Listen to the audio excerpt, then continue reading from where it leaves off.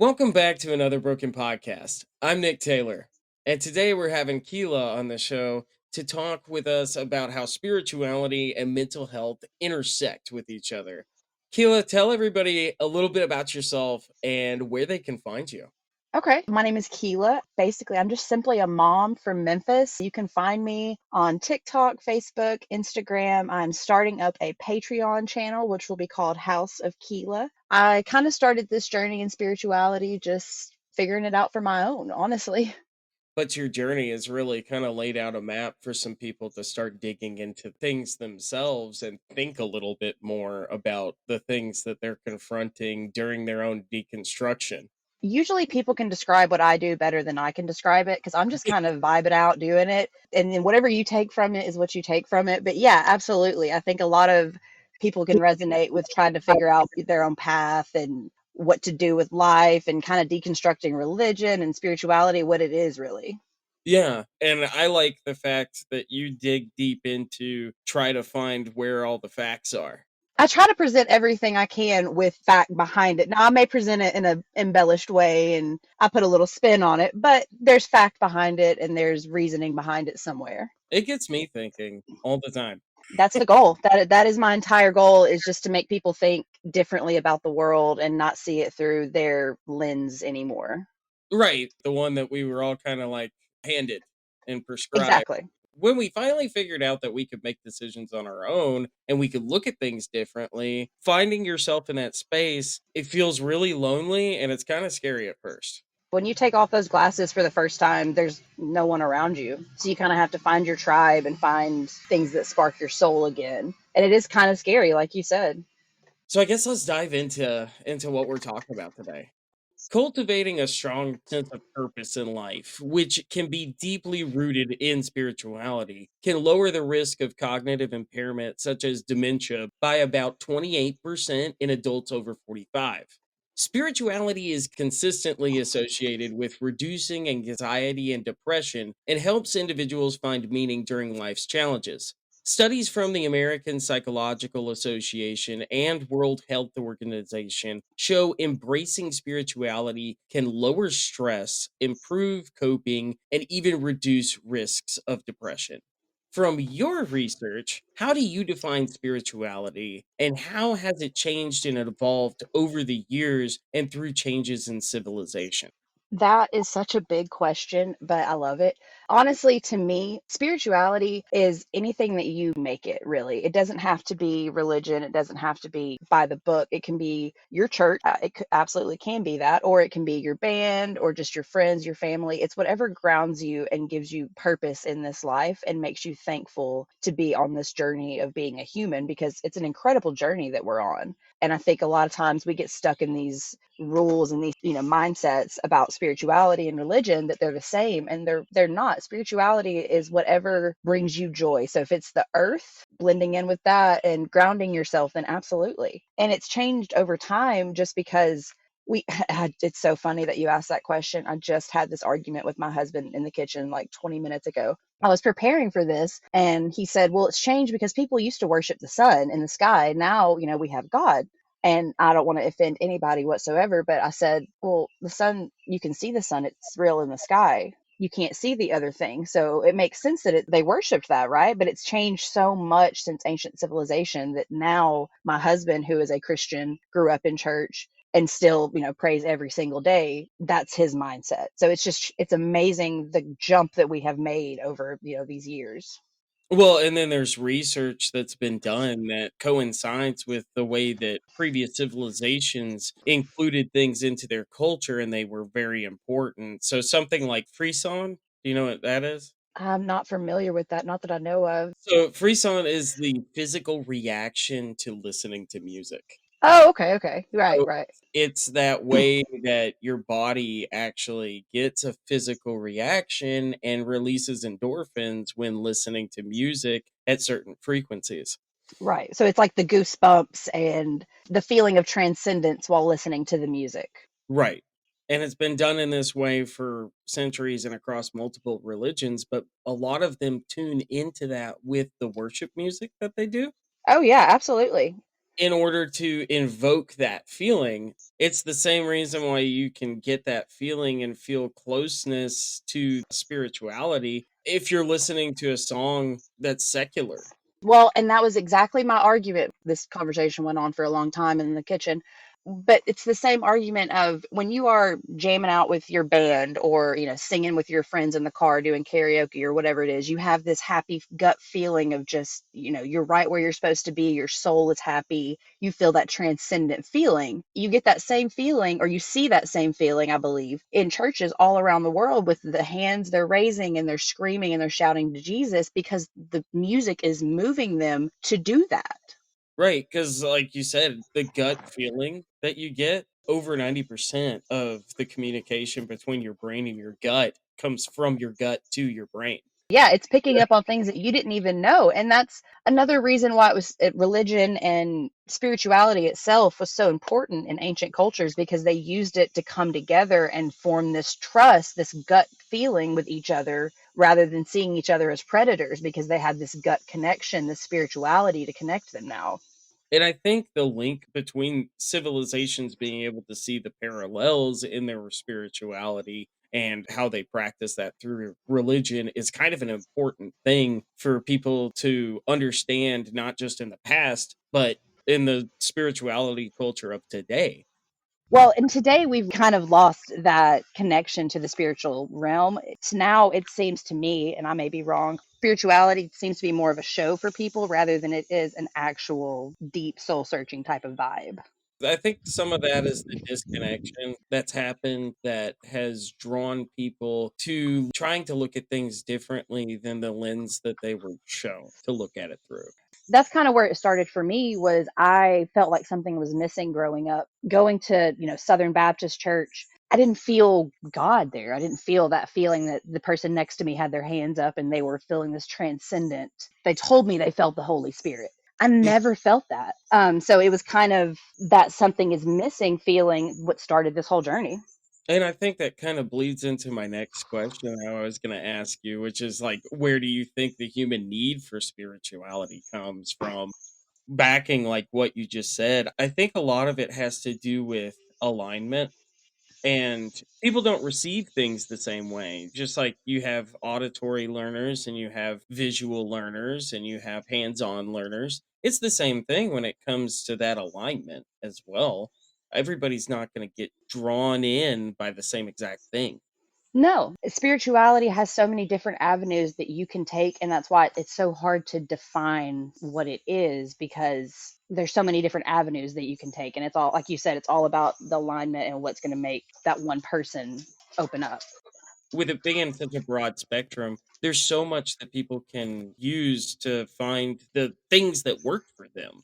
Yeah, absolutely. And to go back to, I think what your original question was, is why was it so important in ancient civilizations? I think that was one of the biggest reasons, because, like I said earlier, religion forms communities and you form bonds with these people over the spirituality or over the religion. I don't like to say that they're the same thing because I feel like they're two separate things.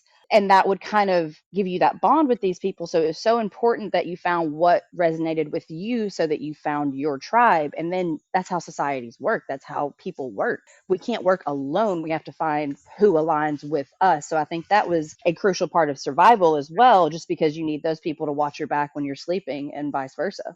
That is such a good way to look at it too.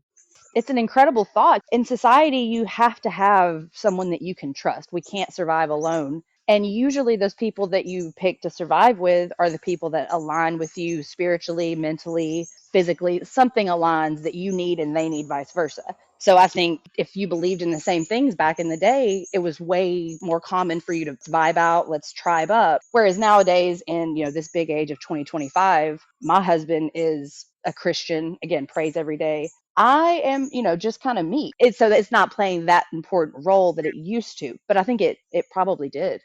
The thing that really kicked it off for me was being deployed to Afghanistan and talking to locals and talking to my interpreters and talking to a friend of mine that I was deployed with that was an interpreter in Iraq, and listening to what they have to say about their religion and culture and practice that's so vastly different than what it was painted to be for those of us here in the Western civilization. That sparked the whole, well, why am I being told this is different? And then it's just kind of been a cascade down from there of just looking into new things and seeing where not only where the lines are drawn, but where they have been moved to sculpt a view around something.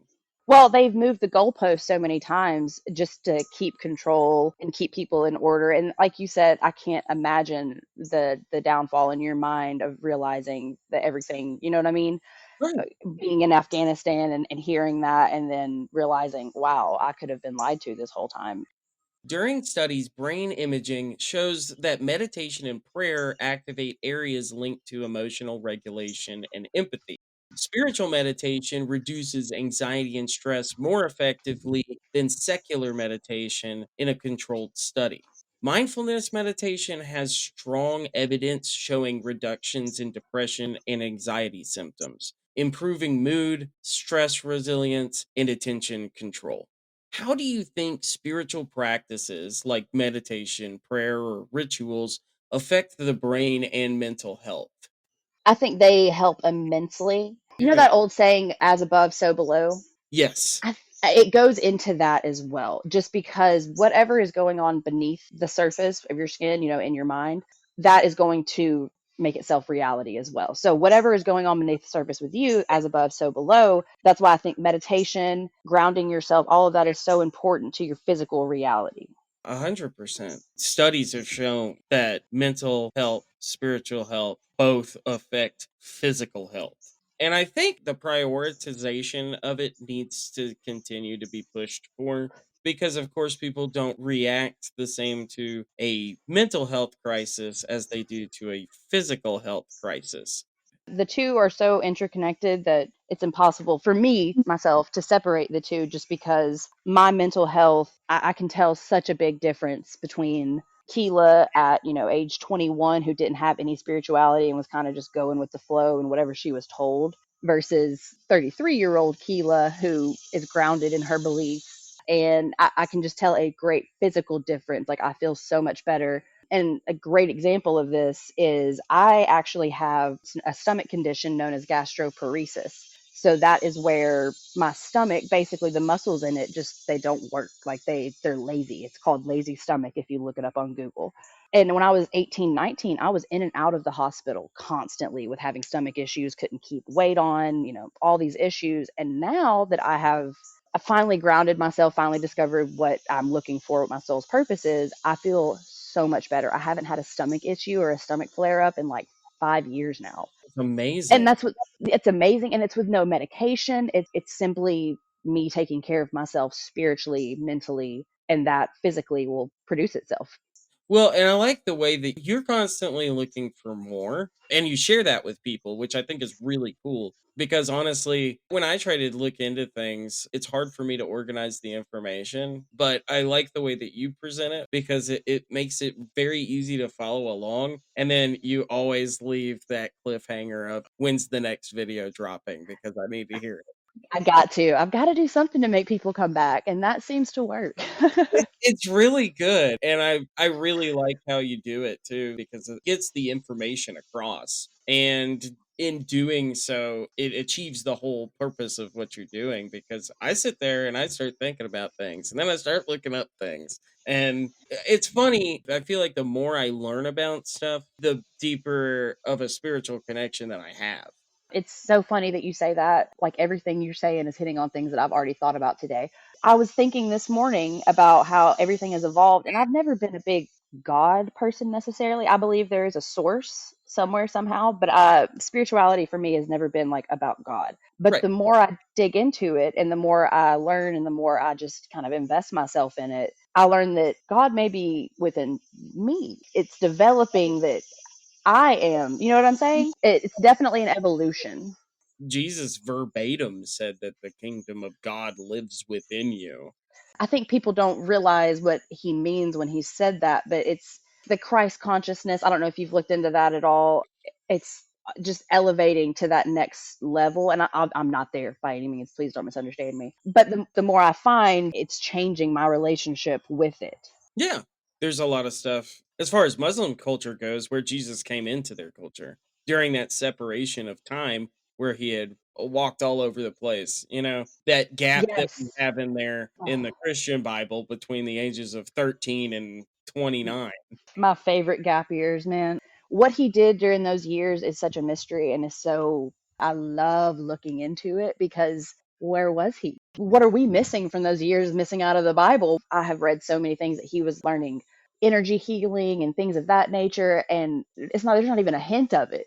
Right. So it's amazing. I might get in trouble talking about those missing years because I love to, you know, explore ideas and what ifs. I'm so happy that you love my content and how I present topics. Usually, what I do is I just try to make it a conversation. Like I'm talking to one of my best friends. Hey, I just heard about this story about Mary Magdalene, and I just tell them the exact way that I would tell one of my friends, but I want them to end up on their phone Googling, wait, Yeah. hold on, where did Mary go? Oh, and it definitely gives the whole FaceTime like a buddy vibe for sure. In your opinion, why do you think spirituality often shows up as a protective factor against depression and anxiety? It depends on what your spirituality is, really. Let me start by saying that because it can be a safety net for you or it can be something that releases you. Both of those can contribute to your mental health and depression and anxiety because I've suffered from both of those literally my entire life. If you look at spirituality through the religious lens, through the heaven lens of I'm going to get to, eternal life, then it's a kind of a safety net right there for you that you can always fall back on. You always have that padding down there for you, and you can lean into that if that is what you feel at the root of your soul is true. But if it's the other way, if it's the spirituality that I kind of align myself with, it's a freeing feeling because I know everything is temporary. And that is kind of how I deal with anxiety, depression, pain, sorrow, grief, anything. It's everything is temporary. And if you look at the vastness of the universe and the vastness of humankind, I am a blip. I am a tiny little comma in maybe a big paragraph. Everything is so temporary and so quick. I think that spirituality can kind of release you from that doom and gloom of getting through every day. That's the angle that I take towards spirituality as well. And when I'm referring to spirituality, that's what I'm referring to is the individual experience of spirituality. Because that's what it is. It's individualized. And no It two should be. Well, because no two people are the same way. No two people even think the same way. I just found out that people don't have internal conversations with themselves and pre-run scenarios before they run into them and stuff. I didn't realize that that wasn't a normal thought pattern.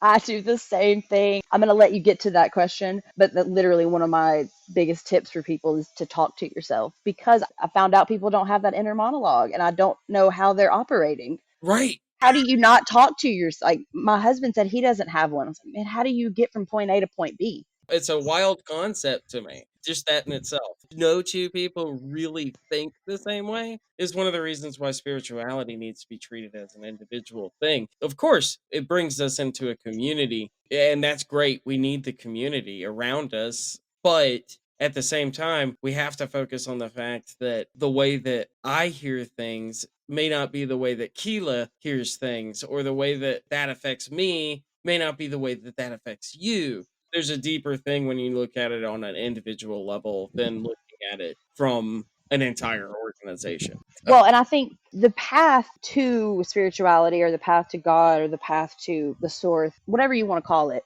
is Mhm. an individual path that you have to walk alone and figure out. And then once you've kind of started walking that path, that's when you find the community. So I don't necessarily think that, community, like you said, absolutely we need the community. It's good for us, it's good for society. But that path to the community is usually a lonely one, as sad as that is. But figuring out what resonates with you is an individual experience, and nobody else can relate to that except you, which is why I say talk to yourself. Nobody knows you better than you. Exactly. From your studies of spirituality and the ancient civilizations that you've looked into, what truths or practices have been lost, distorted, or misunderstood? And how do those distortions affect people's mental health today? The biggest thing I think of is the sun and astrology and the stars. And I feel like that there's a huge misconception behind following the stars or following the cycles of the moon, or, the astrology girlies are saying this, that, and the next. I feel like there's a big misconception behind that because our ancestors, the ancient civilizations, they lived by the stars. They lived by what the sun and the moon were doing. When you realize that they lived by these things and we now just kind of treat them as they're given to us and we extort them like the earth. Water, the reason water is so important in baptisms and things of that nature is it's always been seen as a cleansing, pure, eternal life kind of vibe, and now we take it for granted. We're running out of water because we took it for granted so much. I feel like getting back to nature and the stars, sky, all that stuff, that's more important than the physical things that we have today, and that affects our mental health. I don't think humanity was ready for social media. I don't think it ever would have been ready for social media, as great as it is. Don't misunderstand me. I love social media. I make a living off social media. But I don't think we as humans were meant to know what Sally down the street was thinking at any given time. And I think it's kind of, in a way, ruined our mental health because we now know everyone's thoughts and we weren't supposed to, because we don't even know our own thoughts half the time. Like you said, people don't have an inner monologue. How do they think? And so their inner monologue becomes what Sally down the road thinks. It's one of those things where it's a too much of a good thing scenario. That can Absolutely. happen with anything. You said you make your living on social media. I would like to end up there myself, but the way that we're using it is a little bit different than I think the people that are doing it. For the money. Well, not even just for the money, but just they're not helping people with their content Right. from I think that that's kind of where the disconnect comes from. I actually talked about the digital dilemma, I think it was like episode 3, where I talked about how the advancements in our society with social media and stuff like that has created this need for instant access to people all the time too. Yes. That puts a level of stress on every person with every part of their life individually. It doesn't matter what time of day it is. Your employer thinks they have the right to just jut themselves into your life. It doesn't matter what you've got going on. So and so is going to call you and ask for help with whatever. I felt the exact same way. I couldn't deal with it just because I know you know how this feels. Your DMs get, flooded with people coming in when you have a social media following. And so I couldn't take all the notifications on my phone. Like it was phone calls, texts, even just regular people in my life that I wanted to talk to. It was just so much and so overwhelming that I literally turned off all notifications on my phone. Like nothing goes to my home screen except my husband's phone calls and my oldest son's phone calls. Those are the only two things that I'll accept. That's probably the healthiest boundary that you can set as a creator because you're so involved with it constantly, uh, Right. just as part of your job. But by shutting all those notifications off, you don't have the distortion of all of the feedback coming in constantly and making a 24-hour cycle for yourself.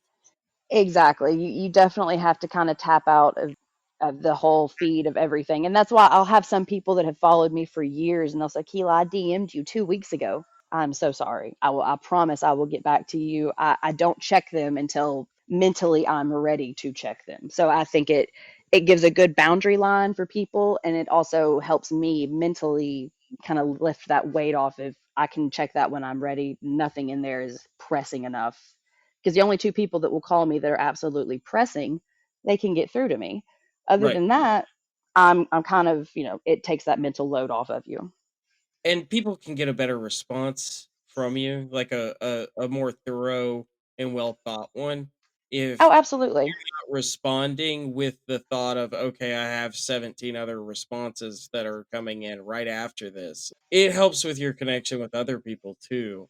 Yeah. Well, if I sit down and I just answer DMs or emails back to back to back to back, then you're going to start getting the same responses over and over of thank you or, little hearts or something of that nature. It's not going to be actually Keela responding to respond. It's just, I got to get it out there and get it gone.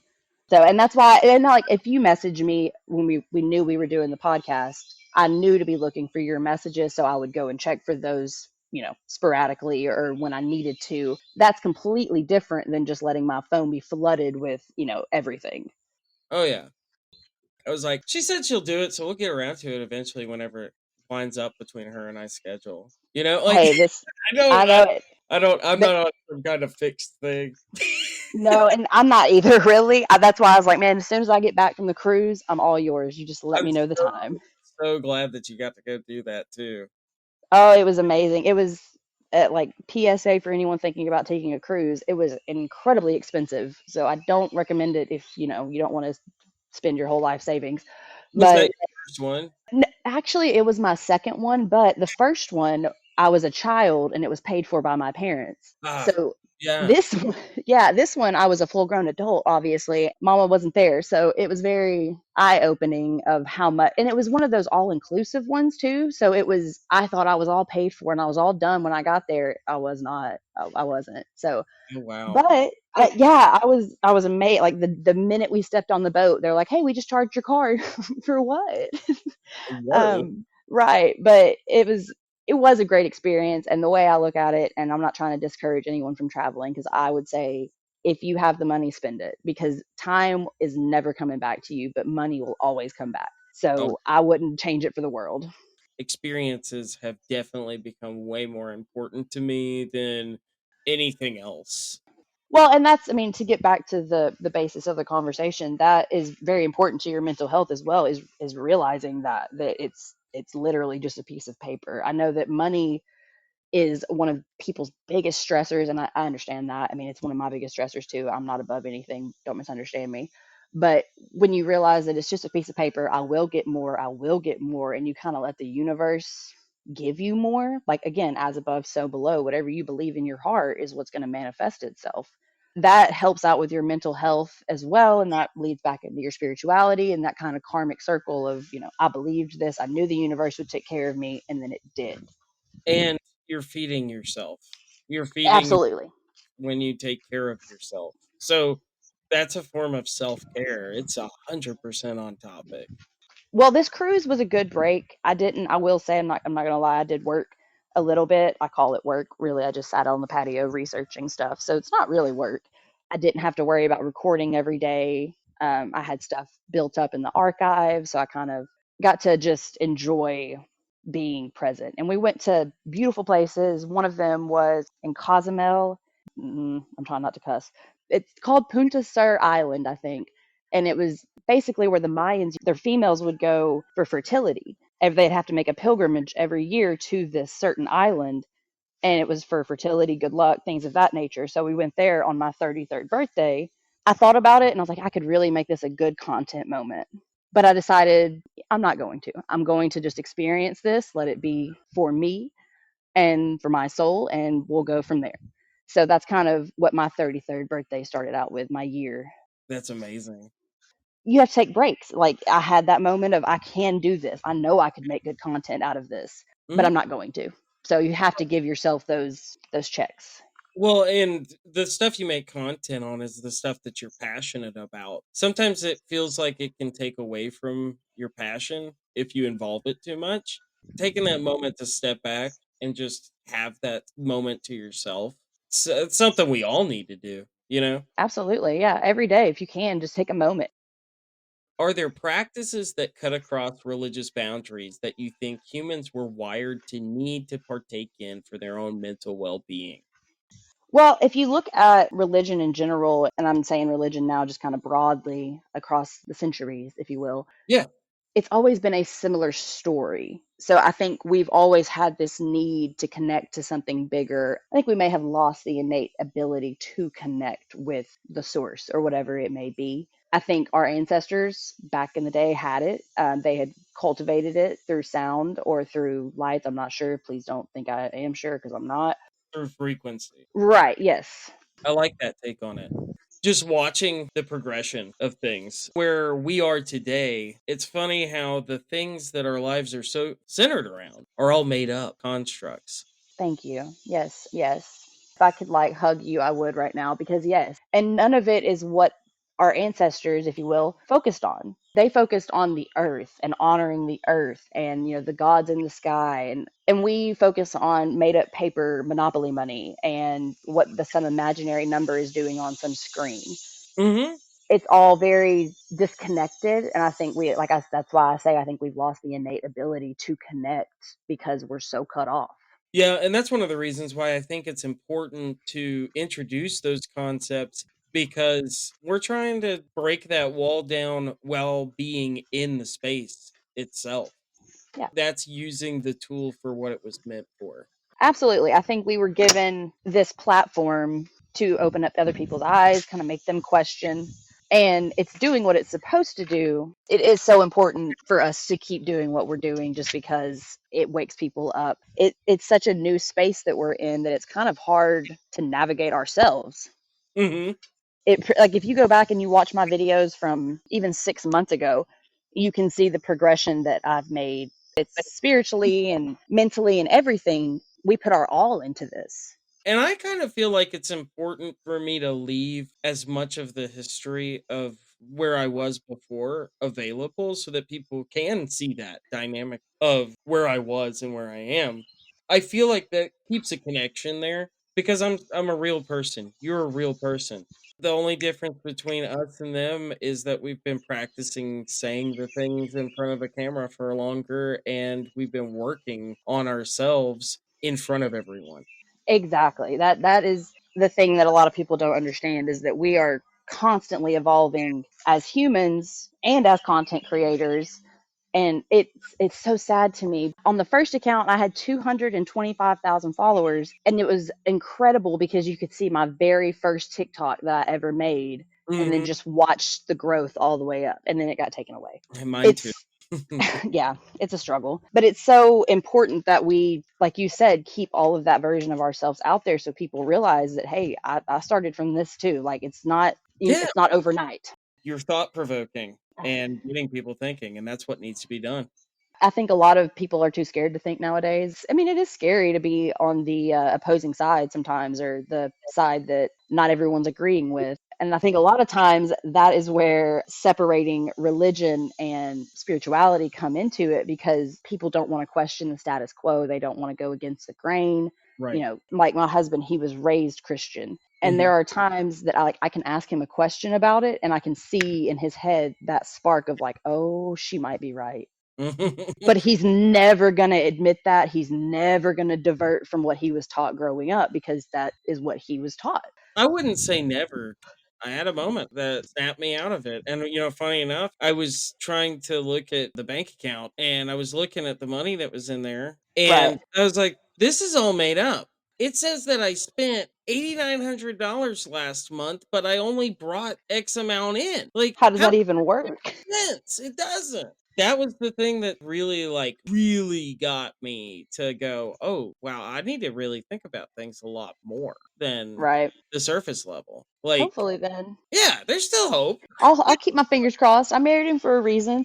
Oh no, of course. He's incredible, and I mean, if you met my husband and talked to him for 5 minutes, and then he said, "Oh, by the way, I'm married to Kela," you would call him a liar. There's no way because we're complete Really. polar opposites. Oh yeah, like we are complete polar opposites. My husband is far different than I am, but somehow we make it work, and I think it's a very good, example of people say there's no love like Christian love. Him being able to be with someone like me, marry me, and love me for exactly who I am. Like I don't filter anything around him. And it's a very good example of myself because a lot of people think that, if my partner doesn't believe what I believe, it just won't work. If they're not into crystals and what phase the moon is on, it's just not going to work. Well, yeah. And nobody should ever feel that way because it is an individual thing, you know? Right, like we were saying earlier, it's an individual path to that community. You can make it work with whoever you choose to make it work with. So it's not that I overlook that part of his personality or his religion or anything, and I respect it 100%. I just choose that, that's what he loves. I love him. It's really easy like that. Some people have to understand that you can't bend everyone to your will. Correct. And I think a lot of people have that mindset because it was taught to them. And it's unfortunate. I mean, you can meet some really cool people that you're like, I like this person. But then the minute spirituality or religion comes up, oh. And I've met several of those people because, I mean, I got kicked out of a couple churches just because I asked too many questions. And I asked the questions that there aren't answers for necessarily. So I was asked to leave several times until I got, a little older. And then I just realized I should probably stop going. Yeah, but that's the thing. Looking for the answers for those questions, I feel like some of that is helping heal a part of my inner child as well. Like you said, if you ask too many questions, people get mad. I'm learning things now that fill in those gaps. And since childhood trauma has kind of resurfaced, childhood trauma, religious trauma, and a bunch of other things that I'm working through right now, a lot of that stuff's like fresh on my mind, and learning things that help fill in those gaps where that kid that I was asking that question. It's been healing for me to be able to give answers to what I was never allowed to ask as well. Oh yeah, 100%. When I worked at that pizza place that I was telling you about, there was actually a minister that worked there with me, and he was going to seminary school. So he was, studying the Bible and everything and deep in it. And he Mm, always said, Keela, you can ask me any question you want, any question you want. And I would always have all these questions for him, but he didn't yeah. have answers for a lot of them. And now, as a content creator, as an adult, I can go back and I can answer teenage Keela with, why is it this way? And research it and find the answers. And that's kind of how all this started. Spiritual care is being increasingly integrated into mental health and public health approaches in the United States, as it can prove hope, meaning, and motivation to those suffering from mental illness. During crisis like the COVID era, individuals with a connection to spirituality were more likely to experience post traumatic growth. How do you think reconnecting with yourself can help someone healing from trauma, grief, or loss? Reconnecting with yourself after is going to fill that hole that is there from that trauma or that grief or that loss, because everything leaves a mark on your soul. So by reconnecting with yourself, seeing and sitting with yourself in those silent moments, I think a lot of people have trouble with, and that's where the most important work is done. Whenever you are quiet, you're by yourself, what sits on your mind, what bugs your soul, that is what you need to work on through spirituality, and that's what you need to focus on. And I think a lot of people struggle with that.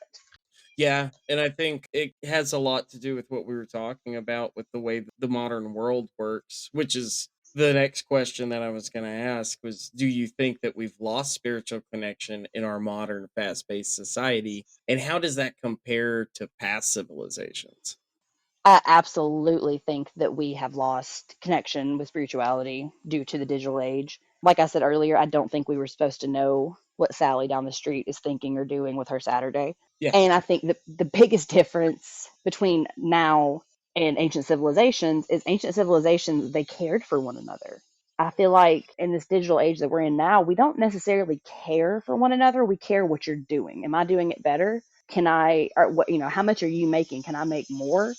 Instead of having this actual community that they had back in the ancient civilization of literally taking care of one another. That's where that whole it takes a village comes in. Well, the village is gone now. The village has gone digital. The village is, did you post your kid's first day picture? You didn't, you're a bad parent. And you won't catch me posting pictures of my kids because right. does that make me a bad mom? Maybe in the digital eyes, I'm Mhm. not showing them off, but not in my soul. I don't, I feel like I'm protecting my kids. So if it feels better for my soul to not post them, then that's what's going to happen. But a lot of people, they don't see it that way. They see media as that's their dopamine hit, and posting their cute kid will get them that like. Yeah, And that's dangerous. very dangerous because instead of it being community focused, it's competition focused. And I think part of that may have been what led to the way that people don't even know their own neighbors. I hate it, but I don't know my neighbor. Like I know a couple of my neighbors, but not in the way that my parents knew our neighbors. Yeah. And the removal of the third space that contributed as well. But by removing the third space and making the digital space that third space, really? Because that's really what happened is that the digital replaced the third space. I think that's kind of all been a contributing factor. Since we've lost that sense of connection and turned it towards competition, we've actually seen that happen when it comes to religion and spirituality as well. If you are truly, on this path of spirituality and you're truly trying to enlighten yourself, aren't we all on the same path here? Aren't we all going for the same goal? Right. Why Right. are we beefing? Like There shouldn't be any competition, you know? And exactly. When you're open-minded and you are willing to listen and accept the information that somebody else has that you don't, You have to be you teachable. Yes. you can't be trying to be the smartest person in the room. That's the wrong room to be in. The same reason, the loudest person in the room is usually the dumbest. You will catch me being quiet in every room. You gotta quietly observe first. That might be the Virgo in me. I like to know what's going on, get the lay of the land, and then I'll quietly whisper little things around. I'm just not a very loud, outgoing person in, reality. Neuroscientific findings indicate that focused spiritual practices can enhance frontal lobe activity, boosting executive control and suppressing the limbic system's fear response. Individuals more in touch with their spirituality report lower rates of depression, suicidal ideation, and substance abuse. The higher overall life satisfaction, according to a meta review of hundreds of studies. Mindfulness, gratitude journaling, meditation, and breathing exercises, all spiritually rooted, are now proven by science. What practices can people try, regardless of their belief system, that you think can help support their mental health on a daily basis when it comes to their spirituality? So I think talking to yourself is one of the biggest things you can do, regardless of your beliefs. Just talking to yourself, verbalizing your thoughts, verbalizing your feelings, and do it in front of a mirror so you don't feel like you're talking to nobody. But verbalize that you're valid. Whatever you're feeling is valid. Now, understand that just because your emotions are valid doesn't mean that outlandish response is valid. But everything that you feel, everything that you have in your mind, that is all valid. Talk to yourself, talk it out, make it make sense to yourself if you have no one else to talk about it with. The other thing that, regardless of your religion or background, whatever it may be, meditation. And I know that a lot of people struggle with meditation and quieting their mind and just kind of zoning out. Try meditation while swaying. I know it sounds kind of silly, but if you move your body while trying to quiet your mind, it gives you kind of a motivation behind quieting your mind. So it's constant motion while tuning out everything else. It sounds silly to say it out loud, honestly, but if you meditate while swaying, that will help your mental health. And they've done it, Tibetan monks used to do that. Huh. And you'll still see people, like if you notice in church or I'm trying to think of like group settings, that people around the campfire or just quietly standing there. If you notice in my videos, a lot of times I'm shifting from foot to foot. So just that constant motion, our brain is constantly looking for that unless we're asleep. So by engaging that part, and then you can kind of meditate more quietly and not focus on, oh, my foot's itching or there's a siren in the background or whatever it may be, because you've got that motion. It's a grounding technique while you're meditating. Yeah, yeah. Huh. I like that. What ways can someone start exploring spirituality that feel authentic, not forced or tied to a specific tradition? I think just by asking questions, just ask the hard questions, the questions that you or have always been told not to ask or that you've always felt were inherently wrong. Ask them. Ask those questions. I think that is the most authentic way to find your path, is to find what your soul is really looking for, because everyone's soul is looking for something different. Everyone's truth is going to be different. No one is going to want the same thing. Like we were talking about earlier, everyone learns differently. Spirituality is different for everyone. So I think just asking those base fundamental questions will start your path. Like, did the Big Bang really happen? I don't know. You tell me. And then you go from there. Find your starting point and just start rolling it out. Yeah, just jump in. If you look back on anything that you've done, if you look back and realize how hard it was going to be, you probably wouldn't have done it. But if you just jump in and start rolling with it, you don't realize how hard it is when you're doing it until you Right. look back and go, oh, wow, I did that. I can't tell you how many times I look back and I'm like, I shouldn't even be here at this point. Right, yeah, and if you had known in the future, like if future you had known how hard it was going to be to go to Afghanistan, would you have gone? That's a good question. If I knew the damage that it was going to ensue and the way that it was going to impact my life from then on out, absolutely not. And if I knew the truth about why I was going there, I definitely wouldn't have went there. Exactly, yeah. But had you not gone there, you would have never found the truth. This is true. I wouldn't have been on this journey if I didn't have that experience. It's amazing how everything works out because if you look back, like you said, no, I wouldn't have done that. But you did, and it was part of your story. It's a part of your fabric. It's a part of the universe's fabric because when it's all said and done, we all go back to the source, right? So, you are me and I am you because the source is all of us. And it's amazing how one decision, if you really think about it, how one decision could have sent your life on a completely different course. A lot of spirituality is honestly coming to terms with that. A lot of people love to roll around what ifs in their head, or, what if I would have married someone different, or what if I would have gone to this college, or what if I would have got better grades, or whatever it may be. A lot of spirituality is just accepting that there's nothing you could have done to change what happened. And you have to be present in this moment and just make the decisions that you can. And a lot of spirituality, for me at least, was just accepting that and accepting that, it is what it is, as cringy as that sounds. That's the place where that phrase is most appropriate. Abraham Maslow ultimately added transcendence atop his hierarchy of needs, emphasizing spirituality as essential to human fulfillment beyond self actualization. Engaging in spiritual or religious practices is consistently linked to stronger psychological resilience and a deeper sense of meaning, which the brain often reflects in healthier structural and functional markers. If you could leave listeners with one truth about spirituality and its role in mental health, what would that truth be? Whatever you feel is right. But whatever path spirituality takes you on, whether that is the Wiccan path or the pagan path or the Christian path or whatever it may be, if it feels right in your soul and it makes you grateful to be on this earth and it provides a purpose for you and it allows you to connect with other people, it's not wrong. I don't like the connotation that, one religion is right over the other. That always bothered me so much. Or one spirituality path is better than the other, or you're gonna make it, but I'm not. You know what I mean? I've always struggled with that. And the reason I've struggled with it is because if I'm born in the United States, for example, where Christianity is so prevalent and it is, it won by far, versus someone who's born in, China, we have completely different religious views. Who gets to say who's going to heaven or not just because I was born here and they weren't? That has always been one of my biggest issues. Like that was my first red flag in my head of no, flag on the play. We're not doing that. That's why I say if it feels right in your soul and you resonate with it, baby, keep doing it. Believe in it and go with it. I think that was the intention behind America being established for religious freedom, was for people to Right. have the ability to do that. Yeah, some of that feels like it got lost along the way. Of course, it really feels like that right now. The way that you put that together in such a holistic, encompassing way, I believe is the way that we all need to be able to look at each other to really achieve peace. Cooperation, understanding, empathy. Yeah, it goes a long way. And you can experience peace as an individual.